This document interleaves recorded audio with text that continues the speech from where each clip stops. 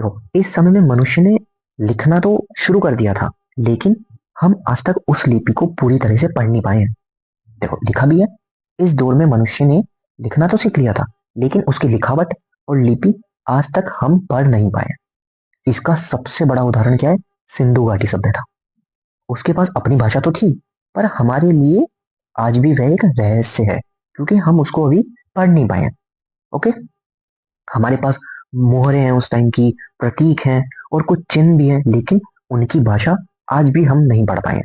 इसीलिए इस काल को पूरी तरह प्रागैतिहासिक काल नहीं कह सकते, और ना पूरी तरह ऐतिहासिक काल कह सकते। ओके, क्योंकि इसमें तो लिखना सीखा ही नहीं था इन्होंने। इसमें लिखना सीख लिया था, बट सॉरी, इसमें हमारे पास साक्ष्य भी है और लिखित भी है, दोनों है। बट इसमें हमारे पास सिर्फ लिखित है, बट साक्ष्य भी है, बट हम उसे पढ़ ही नहीं पाए हैं, तो हम ना उसमें रख पाए हैं ना इसमें रख पाए हैं। इसलिए हमने इसको डिवाइड कर दिया है आधे ऐतिहासिक काल में। ओके, चलिए अब हम चलते हैं थर्ड पे। ये मैंने रिमूव कर लूं। ठीक है, अब हम चलते हैं ऐतिहासिक काल पे, हिस्टोरिक पीरियड। यह वह समय है जब हमारे पास स्पष्ट लिखित प्रमाण उपलब्ध है।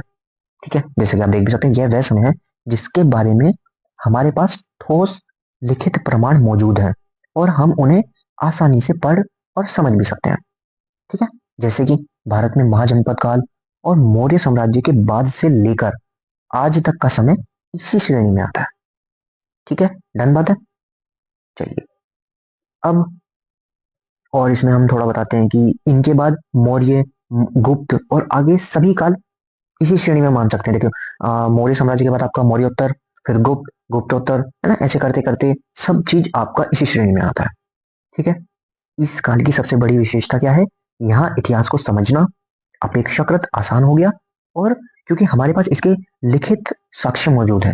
ठीक है, इस काल की यह एक विशेषता है। ठीक है, अब तीनों की विशेषता आपकी समझ में आ गई। मैं आपको दोबारा से अच्छे से शॉर्ट में बता देता हूँ। एक बार मैं इसको इरेज कर दूं।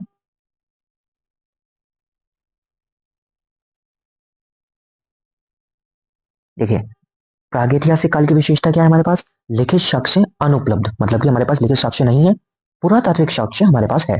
ठीक है, डन बात हो गई। सेकंड, आद्य ऐतिहासिक काल। आद्य ऐतिहासिक काल में क्या है? हमारे पास लिखित साक्ष्य उपलब्ध है, किंतु जो उनकी लिपि है वो हम पढ़ नहीं पाएंगे या अस्पष्ट है हमारे लिए। ठीक है, ये इसकी विशेषता हो गई। और ऐतिहासिक काल की विशेषता क्या हो गई हमारी? पुरातात्विक और साहित्यिक दोनों साक्ष्य हमारे पास हैं। ठीक है, और हम इसको पढ़ भी पाए हैं और हमें समझ भी आती है। ठीक है, चलिए